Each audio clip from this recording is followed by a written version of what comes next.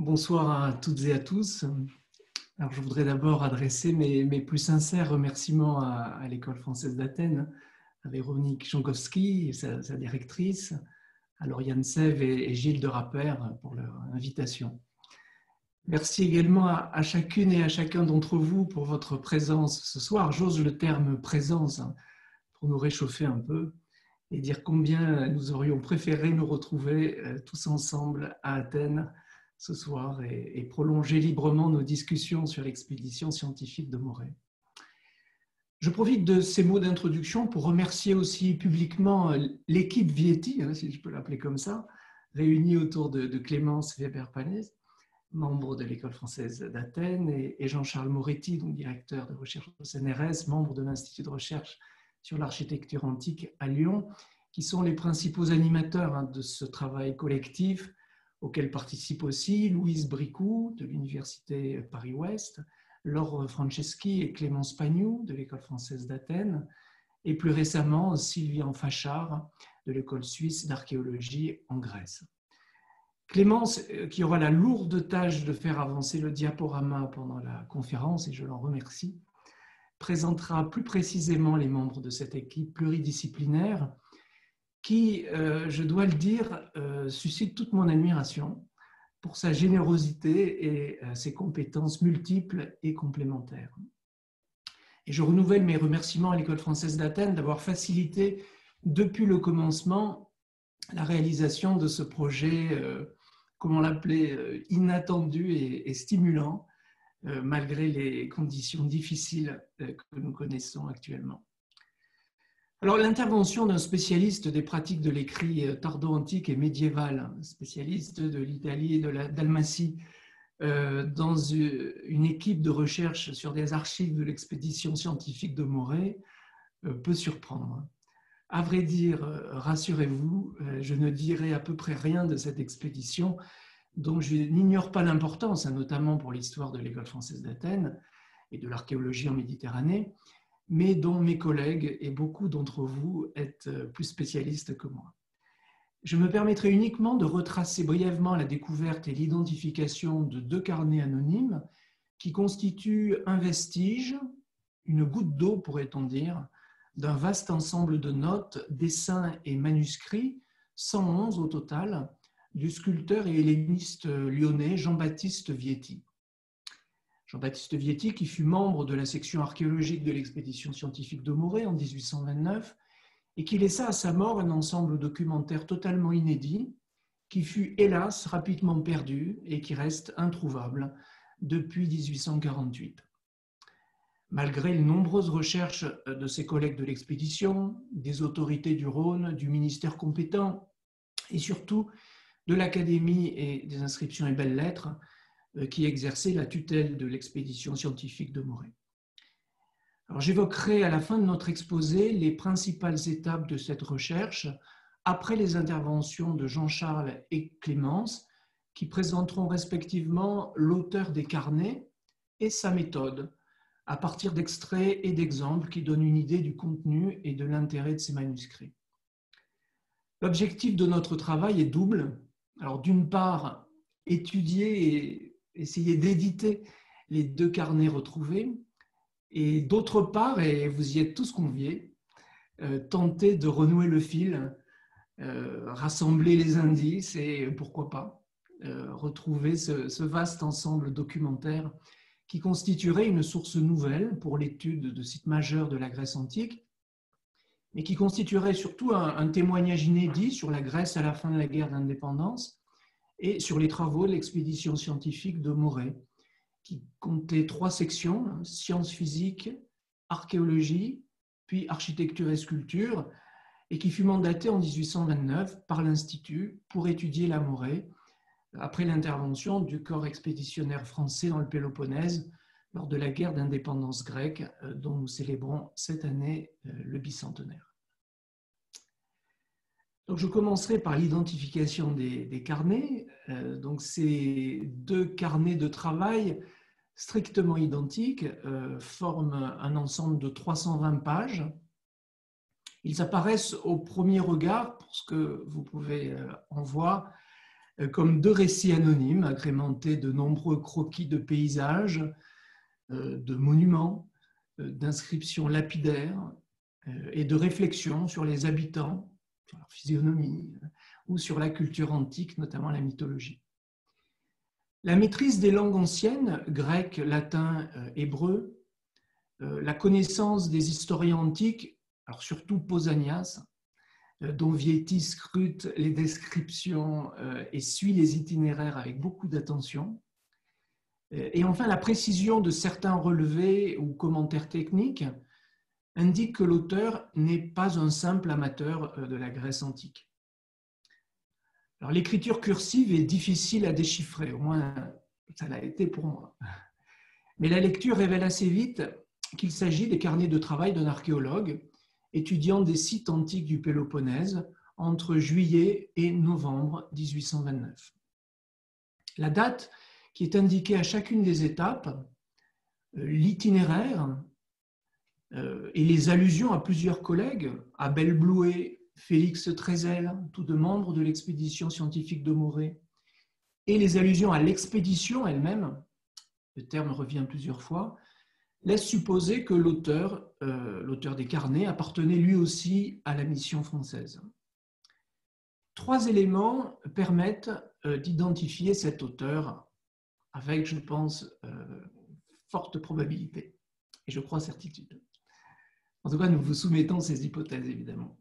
Le premier, d'ordre paléographique, consiste à comparer l'écriture tourmentée des manuscrits avec les documents rédigés par les membres de l'expédition et en particulier leur dossier de candidature conservé aujourd'hui aux archives nationales. Alors évidemment, aujourd'hui, avec l'ordinateur et les impressions, ce serait plus possible. Mais bon. Alors malgré la différence de nature entre des notes cursives et des lettres officielles, on est assez vite tenté d'attribuer les carnets au sculpteur et helléniste Jean-Baptiste Vietti, né en 1787 et mort en 1842, ancien élève de Chinard à l'époque spéciale des arts et de dessin à Lyon.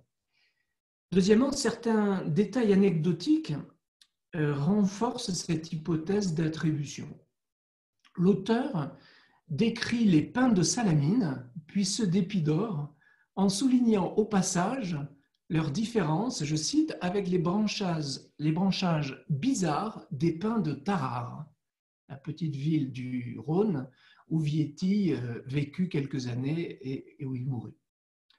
Il constate aussi, et c'est encore plus étonnant, que le pin, je cite, caractéristique de l'isthme de Corinthe, a la forme des pins d'Amplepuis, localité voisine de Tarare où Vietti naquit en 1787. Enfin, à Épidore, l'explorateur découvre à terre je cite, une statue de grande proportion, sans tête, de style ancien et provincial. C'est, écrit-il, une nymphe couchée dans une attitude analogue à celle de ma nymphe de la Seine. Je cite encore, j'ai reconnu ici mon intention de draperie tombante et coulante. Le coussin, le socle à losange sont remarquables. Fin de citation. Or, Jean-Baptiste Vietti est bien l'auteur d'une nymphe de la Seine, une statue sur socle, une allégorie de la Seine qui représente une femme couronnée de fleurs dans une draperie tombante. Commandée par la ville de Lyon, la nymphe de la Seine de Vietti fut exposée au Salon des artistes français de Paris en 1827 et acquise par le Musée des Beaux-Arts de Lyon en 1833. Alors, la somme de ces indices nous paraît suffisante pour affirmer que les manuscrits retrouvés font partie des 33 carnets de voyage recensés dans l'inventaire post-mortem des écrits de Vietti, contenant les notes prises au cours de ses explorations scientifiques en Morée. Alors avant que Clémence ne présente à partir de quelques exemples le contenu de ces carnets, je passe la parole à Jean-Charles qui nous aidera à mieux connaître ce savant et sculpteur français, Jean-Baptiste Vietti, dont tous les Lyonnais connaissent ou connaissaient l'Apolline, cette statue qui trônait au centre du jardin du Musée des Beaux-Arts de Lyon, jusqu'à ce que la pollution ne provoque sa chute et sa destruction il y a quelques années. Je passe la parole à Jean-Charles. Merci. Alors, un assez riche dossier d'archives et quelques mentions de Vietti dans des ouvrages de ceux qui l'ont connu permettent en effet de retracer les grandes étapes de sa formation avant son départ pour la Grèce le 10 février 1829. Né à Amplepuis, comme le rappelait Stéphane, c'est-à-dire c'est dans une petite ville au nord-ouest de Lyon, il était le fils aîné d'un peintre décorateur d'origine italienne. Il commença ses études à Lyon, à l'école centrale, où il apprit le grec ancien et le grec moderne, et où il suivit les cours du peintre suédois Pierre Kogel, portraitiste de la bourgeoisie lyonnaise de la fin du XVIIIe et du début du XIXe siècle. Se destinant à une carrière artistique, il se rendit ensuite à Paris, où il trouva une place dans l'atelier du peintre Philippe-Auguste Hennequin, un ancien élève de Kogel à Lyon et de David à Paris. De cette première période parisienne, on a conservé quelques dessins de Vietti, quelques poèmes aussi, rien qui lui ait permis de se faire remarquer avant de retourner à Lyon en 1809. Il lui poursuivit sa formation à l'école spéciale des arts et du dessin, où il découvrit la sculpture avec Joseph Chinard, qui lui reconnut un certain talent, mais finit par l'exclure de son atelier à la suite d'une querelle sans fondement sérieux. Vietti retourna alors à Paris et après un voyage sur la côte atlantique, revint à Lyon. Pour gagner sa vie, il peignait des décors de théâtre tout en rêvant d'aller visiter l'Italie. À défaut de pouvoir s'y rendre, il put s'en approcher pour réaliser diverses sculptures à Marseille, puis il revint à Amplepuis et repartit à Paris, où il intégra enfin l'École des Beaux-Arts en 1817. Pour concourir au Grand Prix de Rome, il fallait avoir moins de 30 ans. Il en avait 31. Qu'à cela ne tienne, il se fit inscrire sous le nom d'un de ses frères, de 5 ans son cadet, Claude-Marie Eugène. Il échoua et réussit à exposer dans plusieurs salons. Une hyacinthe frappée du disque d'Apollon en 1819, un plâtre du nymphe de la Seine en 1922, un Homère chantant ses vers de son Iliade au bord d'une mer agitée en 1819, en 1824, excusez-moi, et au salon de 1827, une reproduction en marbre de sa nymphe qui a déjà été évoquée par Stéphane. Vietti côtoya dans ses salons les plus grands artistes de son époque sans arriver à se faire un nom, et il ne sut pas saisir les rares occasions de carrière qui lui furent offertes. Ainsi refusa-t-il de partir en Russie, comme l'Institut le lui avait proposé, pour diriger les travaux de sculpture de la bourse de Saint-Pétersbourg qui venait d'être construite par l'architecte Thomas de Thomont. Avec 60 ans d'écart, le roman de Zola intitulé L'œuvre peut nous aider à comprendre ce que furent les années parisiennes de Vietti. Comme Claude Lantier, il connut l'échec et la pauvreté. Plus encore que le héros de Zola, il développa un sentiment d'injustice, se créa des ennemis imaginaires et se forgea un aspect de montagnard à la mise et au parler peu engageant. Parallèlement à ces échecs parisiens, Vietti s'engagea dans les années 1810 dans une entreprise plus originale et qui, elle, allait aboutir. Il entreprit d'étudier les monuments antiques et médiévaux de Vienne avec le peintre Étienne Rey, qui deviendra conservateur du musée de cette ville en 1816 et que vous pouvez voir représenté derrière la roue d'une calèche sur cette toile d'Antoine Duclos, halte des artistes lyonnais à l'île-Barbe, l'île-Barbe étant une île sur la Saône un petit peu au nord de Lyon. L'étude pour réaliser le travail sur Vienne se fit en collaboration. Mais pour la publication, Rey se chargea des dessins et Vietti du texte explicatif. 18 fascicules parurent à partir de 1821 et furent rassemblés en 1831 dans un magnifique in-folio sous le titre Monuments romains et gothiques de Vienne en France, dessiné et publié par Étienne Rey, peintre, suivi d'un texte historique et analytique par E. Vietti, Jean-Baptiste Vietti, signant encore une fois ici du nom de son frère Eugène. L'ouvrage parut chez Firmin Didot Frères, qui allait publier 7 ans plus tard le travail sur l'architecture, la sculpture et les inscriptions des membres de l'expédition de Morée. On y trouve une présentation de la ville et de son histoire, une étude de tous ses monuments antiques et médiévaux avec des vues pittoresques, des relevés de détails cotés, des restitutions et un très grand nombre de dessins, d'amoncellements d'inscriptions, de blocs d'architecture et de sculpture, de mosaïques aussi, reproduites en couleur, le tout commenté avec beaucoup de soin, de science et de finesse. Avec ce travail, très original pour l'époque, Vietti acquit une grande expérience de l'étude et du relevé des monuments antiques et médiévaux et une solide érudition en histoire de l'architecture grecque, romaine et gothique. Le 6 avril 1828, dans une lettre à son ami Pierre Lortet, il présentait ainsi ce qu'il pouvait apporter dans ce domaine aux travaux de la commission qui était alors en train de se former pour aller en Morée. S'il n'y a pas d'architecte en titre, je puis, avec un second et sans cela même, me charger de mesurer et dessiner tous les monuments. Tu sais que sans avoir construit moi-même, j'ai étudié l'architecture depuis mon enfance et que j'ai dessiné presque tous les monuments qui sont dans Stuart et Chandler. L'habitude de fouiller et mesurer les monuments indécrottables de Vienne m'a familiarisé avec l'exploitation des ruines. Et, quant à la théorie, je dois me croire sans prétention, au moins au pair avec des investigateurs en cette matière. Les monuments qui sont dans Stuart et Chandler, Vietti n'en avait pas une connaissance directe. Il avait seulement recopié les dessins des Antiquities of Athens, publiés par Stuart et Revett entre 1762 et 1816, et ceux des Ionian Antiquities, publiés par les Dilettanti en 1769. À l'occasion de ce travail, Vietti, qui n'était ni archéologue, ni historien, ni architecte de formation, a développé une certaine conception des monuments historiques et une méthode pour les étudier sur le terrain. Elle permet de comprendre avec quelle idée de ce qu'on appellerait aujourd'hui le patrimoine, Vietti s'est embarqué pour le Péloponnèse. La ville de Vienne est, pour Vietti, un monument de la France. Les édifices anciens, de fidèles dépositaires du temps qui survivent à ceux qui les ont construits. Les vestiges matériels du passé, monuments, sculptures, monnaies et inscriptions, sont des documents pour l'historien moderne, un témoignage impartial, plus sûr que les historiens antiques, des flambeaux qui, je le cite, dissipent les ténèbres de la nuit de l'ignorance.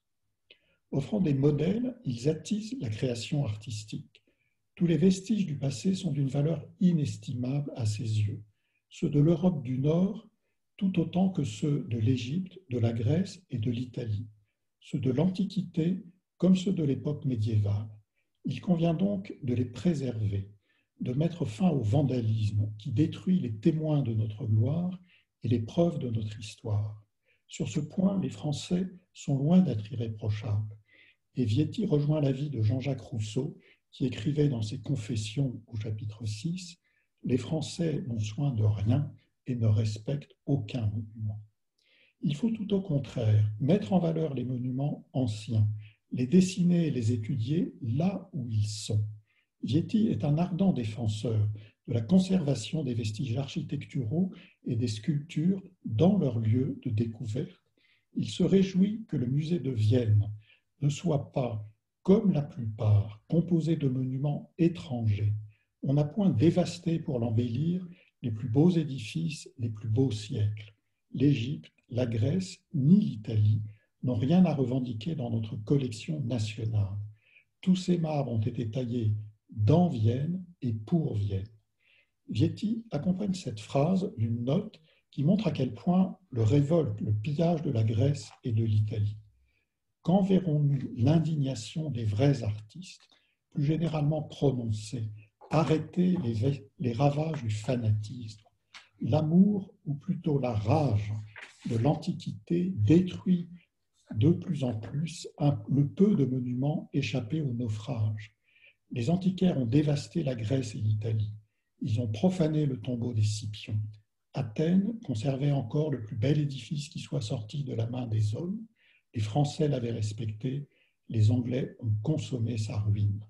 On conviendra plus tard qu'Elgine est plus coupable qu'Hérostrate. Jean-Baptiste Vietti ne condamne pas cependant seulement l'exportation d'antiquités, il s'insurge aussi contre le centralisme, et plus précisément contre le centralisme culturel parisien, ce déplorable monopole qui afflige depuis si longtemps les arts en France leur a fait un tort incalculable. Pour le provincial qu'il est, l'enjeu est celui de la création contemporaine hors de la capitale, car, je le cite encore, les arts s'animent par l'émulation et s'éclairent par la comparaison. Sur ce point, la France devrait donc prendre modèle sur la Grèce antique, qui connut plusieurs foyers de création, et cette opinion est pour Vietti l'occasion de critiquer Winckelmann de n'avoir pas compris qu'il y avait en Grèce plusieurs écoles de sculpture et d'architecture, comme il y avait plusieurs dialectes. Tout éloignés qu'ils soient de la Grèce, les monuments romains et gothiques de Vienne ont ainsi permis à Jean-Baptiste Vietti de mettre au point une méthode d'analyse des vestiges antiques et médiévaux intégrés à une ville moderne et d'élaborer une réflexion personnelle sur l'histoire de l'art.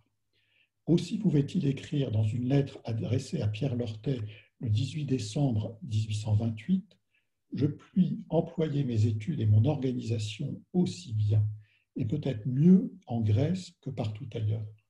Ce n'est qu'une application à telle ou telle partie de notre globe, et tout me convie à celle-ci plutôt qu'à une autre, excepté la France que je connais de pratique. Allons à Sparte. » Belle affirmation de la prééminence du modèle d'analyse sur l'accumulation érudite de connaissances liées à l'objet d'étude. Ce voyage en Grèce, Vietti aurait voulu le faire avec Étienne Rey et l'architecte lyonnais Antoine-Marie Chenavard, qui avait suivi les travaux de ses deux collègues à Vienne. C'est le souhait qu'il exprime dans une lettre d'avril 1828, tout en regrettant que les deux autres, comme il dit, ne puissent partir que dans 2 ou 3 ans. Aussi fut-il enthousiasmé par le projet d'une expédition scientifique en Morée que l'on commençait alors à évoquer. C'était pour lui une occasion rêvée d'aller en Grèce sans avoir à financer son voyage. Il se porta candidat avant même que l'expédition militaire ait été décidée par Charles X. Elle fut annoncée à la fin du mois de juillet 18. Et le 29 août, le général Maison débarqua en Morée à la tête de 14 000 hommes. L'expédition scientifique ne fut organisée qu'à partir de novembre 1828 par le vicomte de Martignac, ministre de l'Intérieur et véritable chef du gouvernement.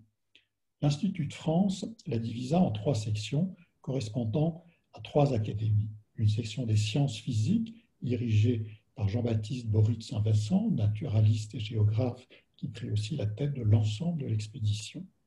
Une section d'archéologie dirigée par Léon Jean-Joseph Dubois et une section d'architecture et de sculpture dirigée par l'architecte Abel Blouet. C'est dans cette section que se trouva engagé Vietti, alors que son ami Edgar Quinet se trouvait dans la section d'archéologie. La section d'architecture et de sculpture comprenait 5 membres. Blouet, Vietti, 2 autres architectes, Aimable Ravoisier et Pierre-Achille Poirot, et un naturaliste, Frédéric Gournay.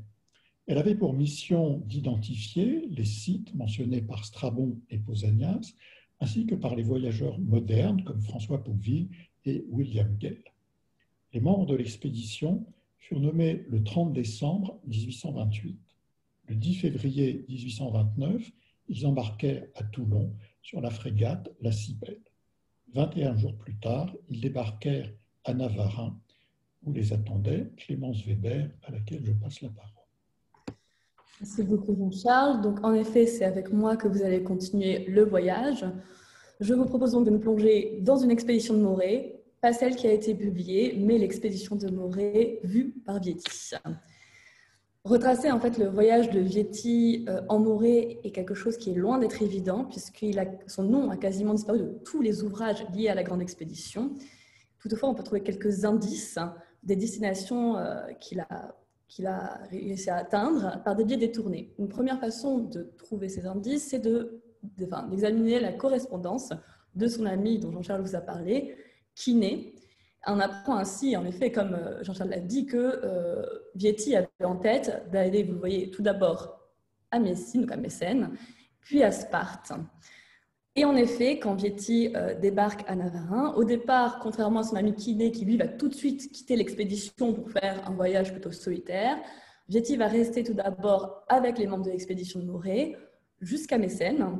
Mais à Mécène, il s'indigne de la médiocrité de ses, je cite, soi-disant collègues, et donc il décide de les abandonner à l'instant même où il commence à se diriger vers Olympie pour réaliser des fouilles. Et c'est vraiment là que va commencer l'expédition de Vieti. Et c'est une expédition qui est avant tout solitaire. C'est ce que je vous ai mis ici dans un extrait du carnet 12.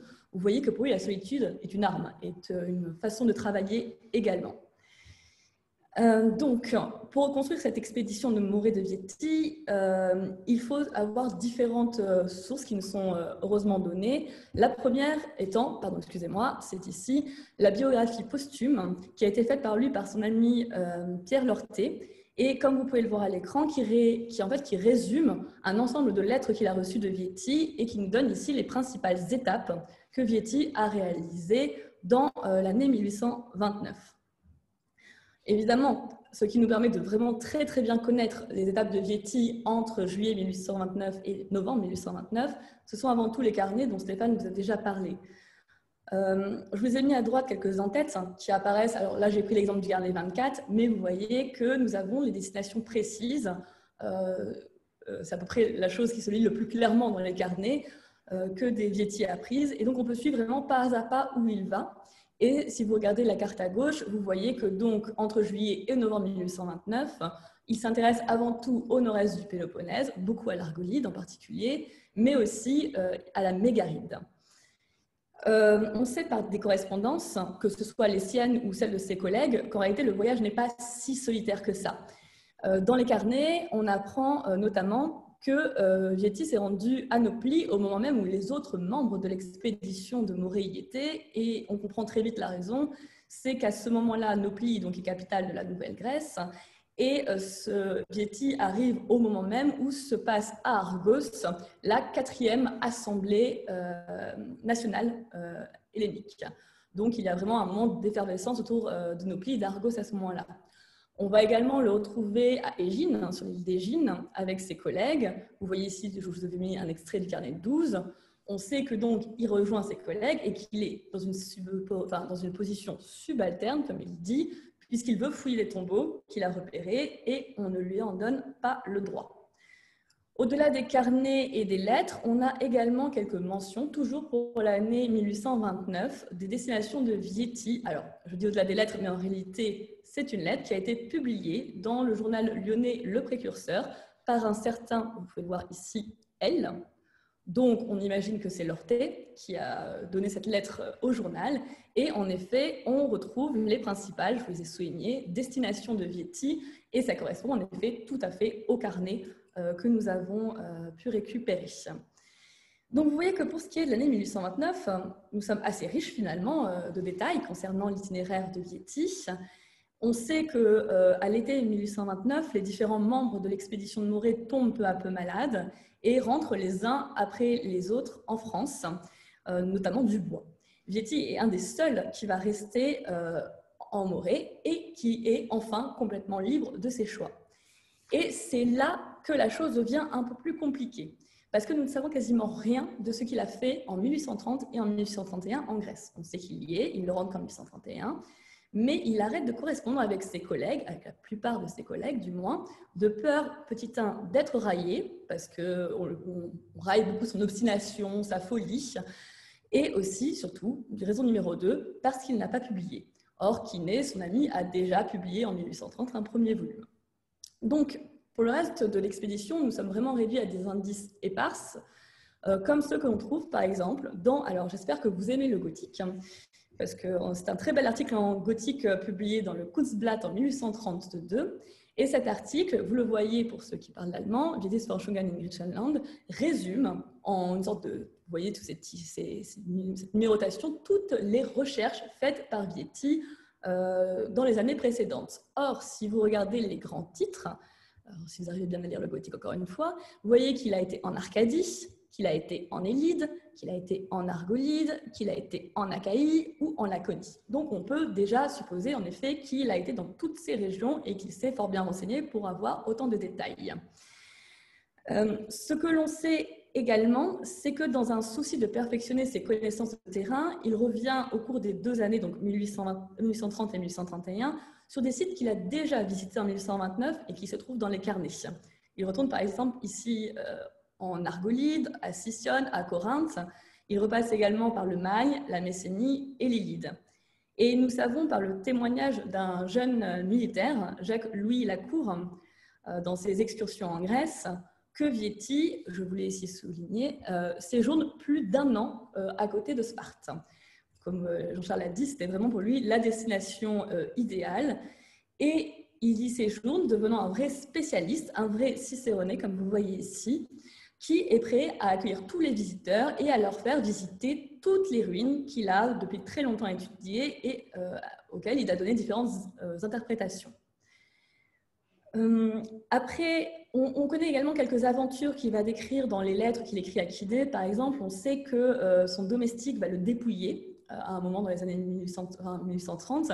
Il faut savoir que Vieti, au fur et à mesure de son voyage, amasse une sorte de collection d'antiquités, des médailles, des vases, et donc le domestique l'aurait dépouillé, entre autres, d'une partie de cette collection. On sait également qu'il n'est plus payé, il n'a plus de commission. Et comme Jean-Charles vous l'a dit, Vieti ne vient pas d'une famille extrêmement riche, n'a pas un fonds propre sur lequel il peut puiser, et donc c'est complètement ruiné qu'il revient en août 1831.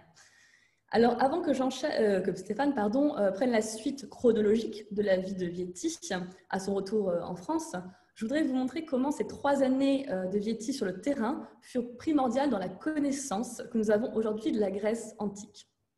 Ces témoignages que je vous ai évoqués nous permettent non seulement de retracer l'itinéraire de Vieti, mais ils donnent aussi une vision beaucoup plus globale de sa méthode historique et archéologique, qui l'ont fait en réalité passer pour un fou. C'est vraiment le mot qui revient chez de nombreux membres de l'expédition, mais qui ont aussi fait passer pour un génie chez d'autres personnes. Donc ces sources que je vais vous présenter nous informent vraiment sur son rôle oublié dans l'historiographie moderne de la Grèce antique. Et je vais vous donner quelques exemples. Les carnets qui vous ont été présentés par Stéphane témoignent d'une connaissance vraiment intime du terrain, de la géologie, de la botanique, mais aussi un intérêt de Vieti pour les inscriptions et les monuments, comme que Jean-Charles a déjà évoqué. Et en fait, on retrouve une méthode dans ces carnets. Le tout commence toujours par un parcours qui est le plus souvent à pied, des différentes régions grecques, en vue de pouvoir, comme il a été évoqué, identifier en fait les différents monuments, les différents sites évoqués par Pausanias. Dans le carnet 24, par exemple, le Vieti est à la recherche de l'Héraïon d'Argos. C'est important parce que nous reviendrons là-dessus. Et il est déçu de ne pas le trouver. On est en 1829, il ne le trouve pas. Il est très déçu puisque c'était une des principales notices chez Pausanias. Au cours de cette marche, dans des étapes qu'il va juger essentielles, Vieti prend des notes et esquisse rapidement des dessins. L'auteur résume également ses aventures de la journée et vraiment, une logique se dessine. Après une présentation du site, qu'elle soit géographique, topographique, historique ou les trois à la fois, Vieti va longuement décrire les sols, les roches et la flore qu'il rencontre. Et quand il est face à un monument important qu'il va juger hellénique, c'est sa façon pour lui de juger l'importance d'un monument, il entreprend vraiment un travail d'archéologue en prenant différentes mesures, en lui attribuant une étiquette stylistique qu'il juge pertinente. Et parfois, dans les carnets, apparaissent un commentaire historique ou une source référente pour faire une comparaison. Alors, vous voyez bien que le problème des carnets, c'est que nous sommes là face à des notes qui sont vraiment éparses et qui ont été prises sur le vif. En plus, on a perdu les carnets de dessin. On sait qu'il y a des carnets de dessin, mais on ne les a plus. Donc, c'est très embêtant pour retrouver qu'est-ce qui aurait pu devenir. Quel est le devenir de ces carnets. Mais en réalité, on a un exemple qui nous est parvenu. Et cet exemple se trouve chez Raoul Rochette, qui, dans ses monuments inédits d'antiquité figurée grecque, étrusque et romaine, résume une lettre que Vieti lui a fait parvenir concernant un sarcophage laconien que celui-ci a découvert, même sauvé selon ses propres termes, à Sparte, et qui lui décrit longuement. Et là, on va trouver vraiment la méthode et ce qu'auraient pu devenir en fait ces carnets de Vieti. Donc, après une description architecturale sommaire de panneaux de marbre, il va procéder à à une analyse stylistique. Il appelle cela un excellent morceau de la sculpture lacédémonienne. Donc, puis à une analyse de la représentation. Il fait d'ailleurs, qui plus est, le seul et unique dessin que l'on connaît de Vietti en Morée, et il va analyser cette représentation comme étant Achille massacrant les Troyens dans les eaux de Scamandre. Par correspondance avec d'autres blocs de marbre qu'il va trouver in situ, à proximité même de ce sarcophage, il va procéder à une restitution de la forme et de la fonction. Donc, nous serions là face à un sarcophage fermé par un couvercle en forme de statue féminine. Enfin, dernière étape, il va identifier historiquement le monument. Il s'agirait là, selon lui, du monument érigé à Cynisca, une princesse laconienne du 5e siècle, évidemment connue par Pausanias, et je vous ai mis ici l'extrait dans le livre 3, chapitre 15. Le même système, en fait, se retrouve chez le jeune militaire dont je vous parlais précédemment, la cour. On retrouve exactement cette même méthode qui est d'abord d'étudier les ruines, d'y retourner fréquemment, de les mesurer. La cour nous apprend qu'il utilise des outils de topographie. Et seulement après qu'on ait fait cette première étape, on va chercher des correspondances avec Pausanias, que d'ailleurs on ne remet que très peu souvent en question. Par ailleurs, il faut aussi savoir que dans les carnets apparaissent la mention d'échantillons. On a des échantillons qui sont pris comme l'ont fait les collègues de l'expédition, mais évidemment, nous n'en avons plus aucune trace. Donc, vous voyez que la force de Vietti réside vraiment dans une connaissance à la fois intime du terrain, mais aussi des sources antiques. Et ça lui a vraiment permis d'être un pionnier dans l'archéologie moderne. Il faut vraiment rappeler qu'aucun membre de l'expédition n'a une expérience comme Vietti. Vietti est resté 3 ans en Morée contre 3-4 mois selon les autres membres de l'expédition. Et grâce à cette méthode double, il a pu le premier identifier des vestiges antiques qui jusque-là étaient ignorés.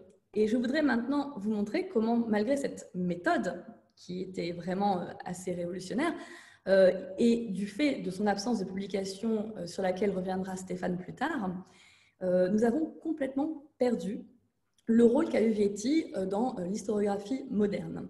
Et je vais vous donner pour ce faire 3 exemples pour voir ce que nous avons perdu de lui. Le premier exemple, alors évidemment, les exemples, vous allez voir, reflètent mon propre sujet d'étude, puisque nous sommes beaucoup en argolide. Le premier exemple que vous avez ici, c'est un relief qui apparaît dans le carnet 24, donc je vous l'ai mis en haut à gauche. Vous voyez un grand bas-relief représentant une femme qui tient une couronne et un enfant qui cherche à l'atteindre. Ce relief, Vietti le décrit dans ses carnets, il l'a vu à Argos.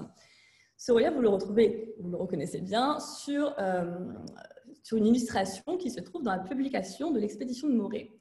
Cette publication a été faite par Philippe Lebas qui a été chargé, au retour de l'expédition, d'après les notes prises par les différents savants, de publier les inscriptions. Il y a une inscription, il y a quelques lettres qui apparaissent sur ce relief.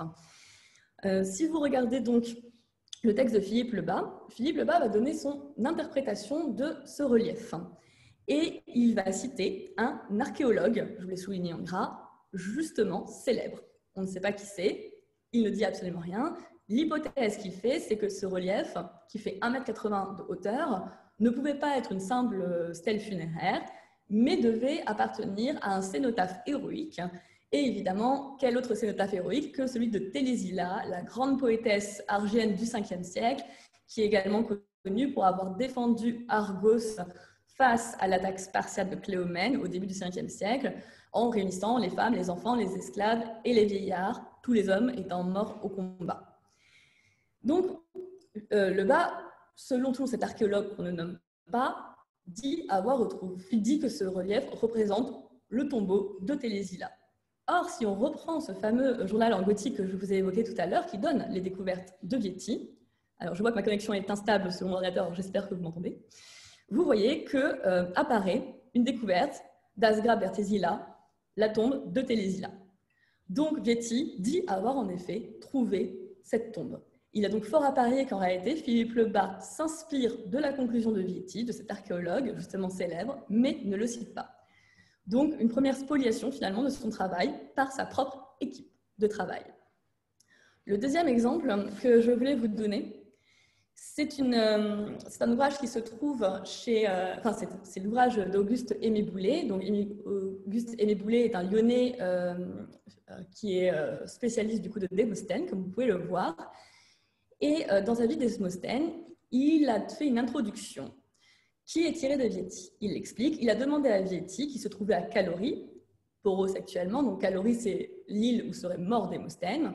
Il a demandé à Vietti, et vous le voyez ici, une communication sur l'état moderne de l'île de Caloris. S'ensuit toute une description de Vietti, de plusieurs pages que je vous épargne, mais ce qu'il faut retenir de cette description, c'est que Vietti dit avoir, entre autres, repéré les ruines du temple de Neptune, donc le grand temple de Poséidon à Caloris, qui était dans l'Antiquité le siège d'une amphictyonie. Strabon en parle, même si on ne sait pas exactement à quand remonte cette amphictyonie. Quelques années plus tard, des grands journaux j'espère que vous m'entendez, les grands journaux ou publications allemandes font mention de Vietti, de cette découverte de Vietti, mais vous le voyez, cité chez Boulay. On a toujours Vietti chez Boulay, également ici, vous le retrouvez, Vietti chez Boulay. Donc on attribue encore dans les années 1840 cette découverte à Vietti. Sauf qu'aujourd'hui, si vous allez dans n'importe quel ouvrage qui traite de Caloris, vous ne trouverez plus jamais ce nom. Ce nom a complètement disparu, tout simplement parce qu'une citation, deux citations, évidemment, au fur et à mesure, on le perd, et vu qu'il n'a jamais rien publié sur Caloris. Enfin, dernier exemple qui pour moi est le plus révélateur, d'autant plus qui concerne la région sur laquelle je travaille, c'est la controverse autour de l'Héraïon d'Argos. Controverse et dont je dois vous avouer, j'ignorais totalement l'existence avant de m'intéresser au carnet. Dans les fameuses découvertes du Kunstblatt, que maintenant vous connaissez à connaître par cœur, il y a un énorme paragraphe qui se dégage en argolide, que je vous ai du coup, alors pour ceux qui se plaisent à l'allemand gothique, je vous laisse le lire, mais sinon pour ceux qui ne sont pas habitués, je vous résume à peu près le propos. Vietti annonce avoir donc découvert l'Héraïon d'Argos, et donc sa méthode, on la retrouve ici, autour du site qui est situé, selon lui, à 2 heures de marche d'Argos, et qui est composé de 2 temples, ce qui est important parce que c'est quelque chose que Thucydide nous dit. Il retrouve toutes les mentions de Pausanias. Il retrouve l'astérion, une plante médicale dite des rats. Il retrouve le ruisseau dit de l'astérion également. Et donc, vous voyez bien ici comment il suit Pausanias vraiment comme le plus fidèlement possible. Et en fait, de cette petite notice va naître la plus grande polémique qui est concernée le savant. Quand la commission de l'expédition de Morée demande un rapport sur les travaux de Vietti, le même Raoul Rochette, dont je vous ai évoqué tout à l'heure l'ouvrage, affirme à cette commission de Morée que Vietti a découvert l'Héraïon. Donc on est en 1831, en octobre 1831, et en effet, Raoul Rochette dit c'est Vietti, il a découvert l'Héraïon. Sauf que, en 1832, toujours dans le même journal allemand, donc on est quelques mois après le premier article, est publié un second article, toujours de la main de Vietti. Et en fait, cet article déplore l'attitude du colonel anglais Thomas Gordon, qui a arbitrairement annoncé dans sa correspondance avec le docteur allemand Hofrat Kirsch être le premier à avoir identifié l'Héraïon la même année que Vietti. Vietti, évidemment, s'insurge et dans cet article, vous pouvez le voir dans la fin du premier paragraphe, va citer une liste de témoins, tous français, le capitaine Pourchet, qui est directeur de l'Arsenal, le colonel Dauffier, l'ingénieur Torneau, tous présents à Nauplie au moment de sa découverte comme témoins. Et il va se référer à un plan, il parle d'un plan qu'il a dessiné des lieux, des ruines, mais évidemment dont on n'a pas aucune trace. Il accuse donc Gordon de plagiat et de vol. Le Kunstblatt est toutefois plus prudent. Dans une toute petite notice, vous voyez en bas, il se désolidarise de Vietti. Il explique que peut-être que les découvertes ont été concomitantes et que surtout, en fait, on sait très bien que le général Gordon adorait les parties de chasse et que c'est probablement lors d'une partie de chasse qu'il aurait découvert l'Héraïon d'Argos. Et vous imaginez bien que la parole du sculpteur français qui passait déjà pour un fou auprès de ses propres collègues et qui n'est absolument pas soutenu, face à un grand général britannique, va évidemment perdre beaucoup de renommée sur cette dispute. La dispute, en fait, se produit même continue après la mort de Vietti. En 1858, François Lenormand et l'ensemble de l'Académie des inscriptions et belles-lettres rappellent au cours d'une séance, et vous le voyez, je vous l'ai souligné, que c'est M. Vietti qui a reconnu le premier le temple d'Héra à Argos, dont les Allemands ont revendiqué à tort la découverte. Alors là, déjà, vous voyez que la correspondance de Gordon avec les Allemands a été finalement un peu... On ne sait plus qui a découvert les rayons. En tout cas, ce n'est plus du tout Vietti. Et évidemment, ce qui restait à la postérité, vous vous en doutez, ce n'est pas le nom de Vietti. Je vous ai donné ici deux exemples en fait, de publications, une vraiment très spécialisée, qui plus est de Pierre Amandry, sur les rayons d'Argos, une plus généraliste de l'encyclopédie des sites classiques de Princeton, et vous voyez que dans les deux cas, on ne parle que du général Gordon qui aurait découvert donc, les rayons d'Argos. Et le summum de l'ironie, qui va parler à beaucoup présent ce soir, c'est que la maison Gordon, donc la maison que possédait Gordon à Argos, fut rachetée par l'école française d'Athènes en 1953 et qu'elle abrite encore aujourd'hui, toujours sous ce nom de Maison Gordon, les équipes de fouilles de l'école française d'Athènes. Donc, est-ce que, on voit que donc Vietti dit avoir découvert en 1831, donc qui est le premier, est-ce Gordon, est-ce Vietti? On ne peut pas le dire, et finalement, ce qui nous permettrait de vraiment le savoir, ce sont les carnets manquants. Donc nous faisons appel à toutes les bonnes volontés. Si vous savez où se trouvent ces carnets, nous voudrions bien savoir en effet qui a découvert les rayons. Là, je vous ai donné que des exemples qui me concernent personnellement, puisque c'est sur Argos ou sur Calaurie qui appartient à l'Argolide. Mais si on reprend le cause plate, vous voyez toutes ces découvertes que Vietti dit avoir faites. Et donc, j'invite chaque chercheur en fait, à prendre sa région. Je vous envoie ces documents sans aucun problème et à regarder en effet si vous reconnaissez également des spoliations qui ont été faites à Vietti. Donc, cette disparition des découvertes de Vietti et l'oubli de son rôle dans l'historiographie moderne sont probablement liés au retour de Vietti en France en 1931. Et donc, je laisse à Stéphane évoquer ce dernier aspect marquant de la vie de Vietti et qui explique sans doute bien des choses. Merci beaucoup, Clémence. Rassurez-vous, je serai bref. L'inventaire des manuscrits de Vietti, réalisé après sa mort en 1842, indique que tous les documents ont été paraphés par le notaire sur la couverture. Cette numérotation dut être inscrite sans considération du contenu des manuscrits, puisque les deux carnets portent les numéros 12 et 24, vous le voyez sur l'image, sur la couverture intérieure, alors que le récit du carnet 24, donc de juillet-septembre 1829, de Argos à Salamine, précède immédiatement celui du carnet 12 de septembre à novembre 1829 de Salamine à Athènes. La contribution exacte de Vietti à l'expédition est difficile à établir, hein. Clémence nous l'a bien dit. Nous savons donc qu'il fut déçu par ce qu'il appelle l'amateurisme de certains collègues de l'expédition et qu'il quitta après Edgar Quinet les autres membres de la section d'archéologie dès le début de l'expédition en mars 1829 pour poursuivre ses prospections en solitaire. Nous savons aussi qu'il retrouva ensuite ses compagnons, du moins ceux qui étaient toujours en Grèce, parce que, comme l'a dit Clémence, beaucoup étaient déjà tombés malades et étaient rentrés en France dès la fin du printemps. Donc il retrouva les autres membres de l'expédition au cours de l'été 1829, comme le suggèrent ses remarques amères sur sa situation subalterne, sur ses chefs et certaines de leurs décisions qu'il juge stupides. À la fin de cette même année 1829, lorsque les membres de l'expédition reçoivent l'ordre de rentrer en France, Vietti, lui, décide d'ignorer cet ordre et il décide de continuer ses recherches en Grèce seul pendant plus de 2 ans. Je ne reviens pas sur cela que Clémence a très bien exposé. De retour en France en août 1831, il soumet ses notes de travail à la commission de Moret de l'Institut de France pour une évaluation de ses recherches. Après avis favorable, le ministère de l'Intérieur charge Vietti de rédiger un ouvrage qui résume l'ensemble de ses découvertes en lui allouant une bourse pendant 3 ans. Au cours de cette période, la parution des magnifiques volumes de l'expédition de Moret, dirigée par Abel Blouet, et l'ouvrage sur la Grèce publié par Edgar Quinet, l'ancien membre de la section archéologie, obligèrent Vietti à concevoir un projet plus large, un ouvrage nouveau, comme il l'écrit, sur la vieille Grèce, mère de l'Europe. Et il continue en disant que s'il avait été, je cite, utile à la commission en retrouvant des villes, des monuments jadis célèbres et restés inconnus des voyageurs depuis Pausanias, il tâcherait de l'être plus encore en expliquant la savante théorie émanée des origines qui a inspiré et dirigé leur construction. » Fin de citation.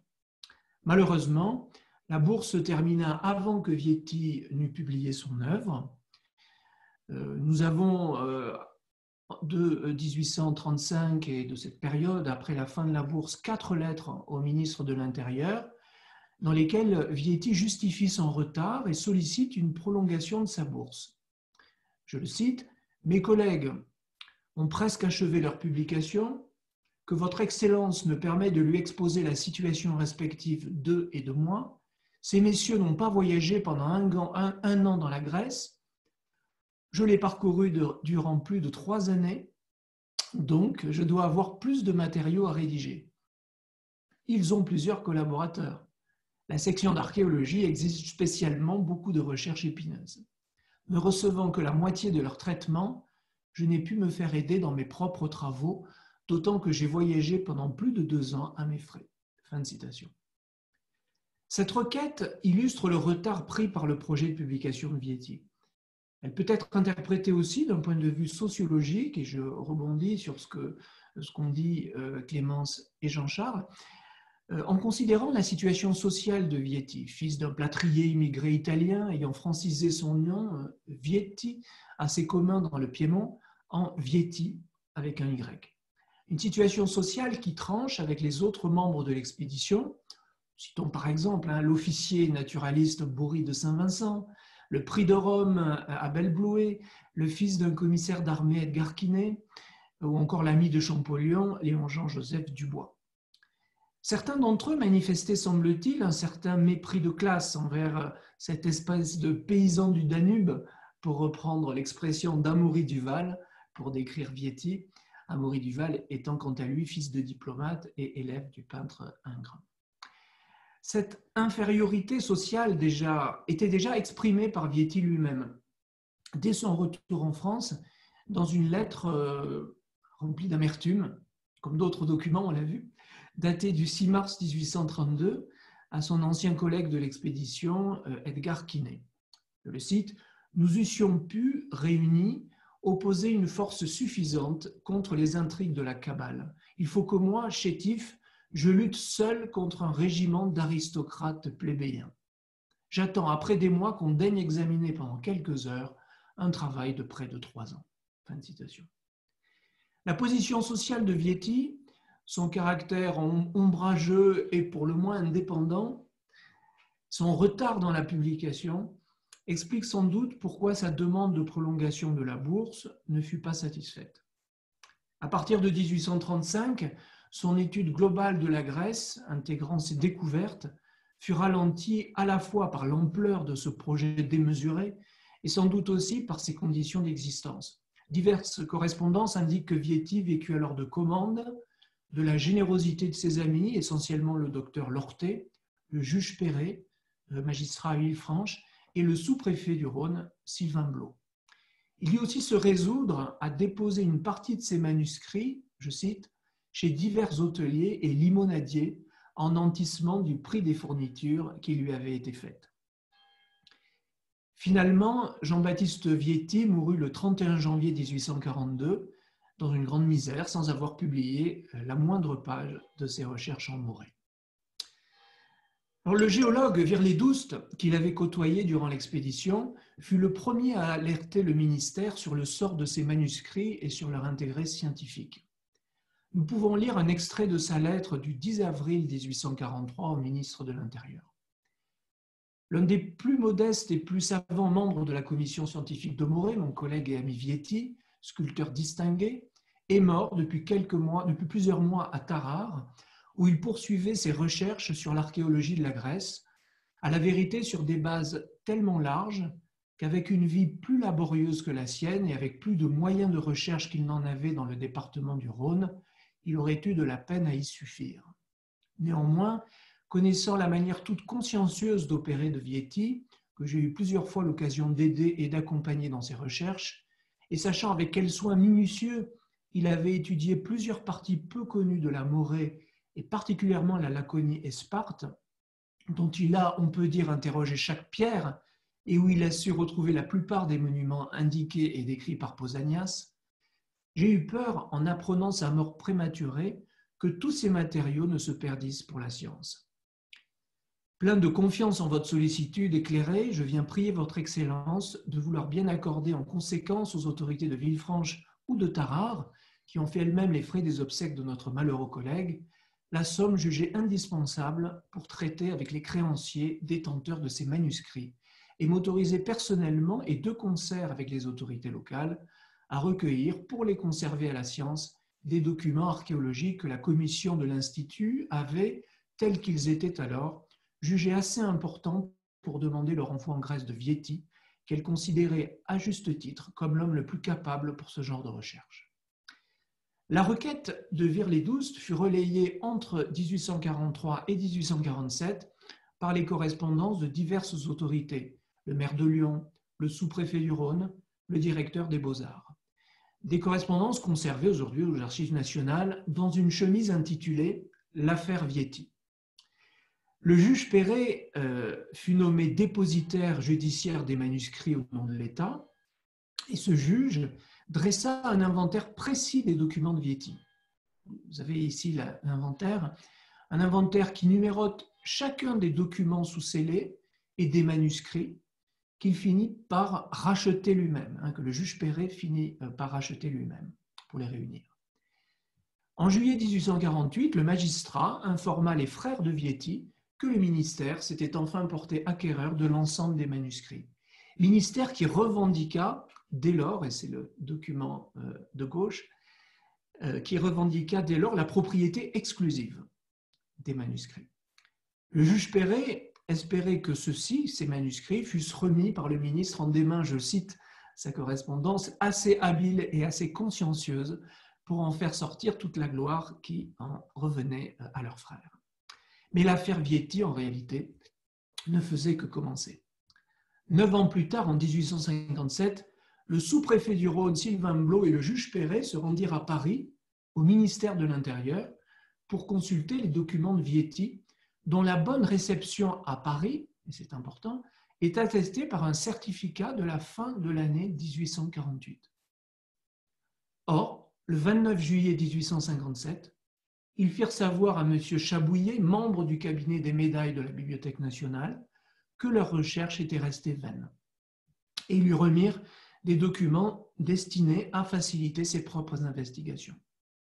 Plusieurs savants alertèrent alors la communauté scientifique en évoquant l'affaire au cours de plusieurs séances de l'Académie des inscriptions et belles-lettres. On rappela les mérites de Vieti qui, je cite, avait reconnu le premier, le temple des rats à Argos, dont les Allemands revendicateurs la découverte, comme nous l'a rappelé Clémence. Le Normand, une des gloires de l'expédition d'Égypte, qui avait rejoint les archéologues français en Grèce, raconta qu'il avait eu lui-même l'occasion d'éprouver la sagacité et le savoir de Vieti, et, je cite, que ce fut un malheur pour l'ouvrage de Moret de manquer des documents qu'aurait pu fournir cet ingénieux et savant voyageur.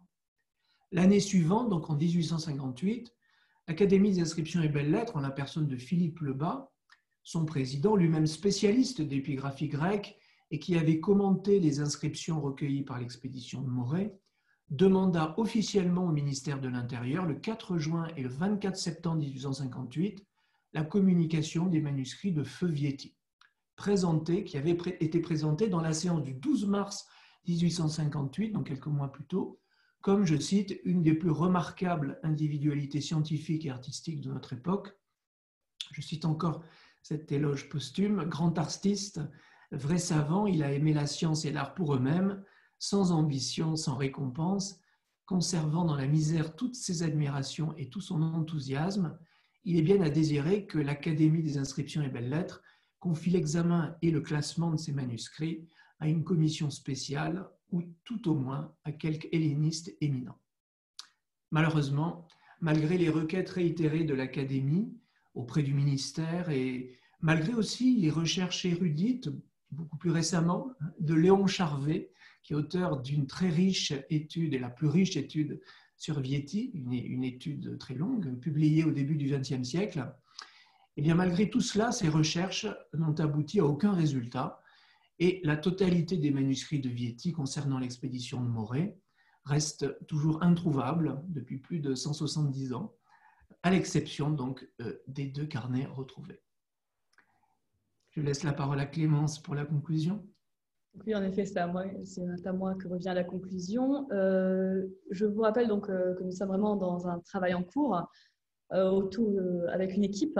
Hormis nous trois, comme ça a été évoqué en introduction, alors à l'heure actuelle, c'est une équipe qui se centre surtout sur Argos, puisque nous avons pris le parti de commencer petit et de commencer avec toutes les descriptions des carnets autour d'Argos.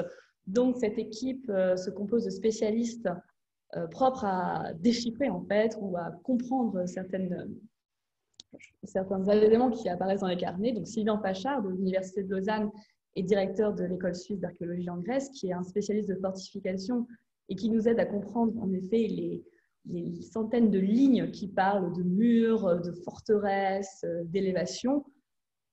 Clémence Pagnoud, donc ma collègue à l'école française, qui est archéobotaniste et qui, elle, est chargée tout ce qui est cette fameuse description de plantes que je vous ai évoquée précédemment.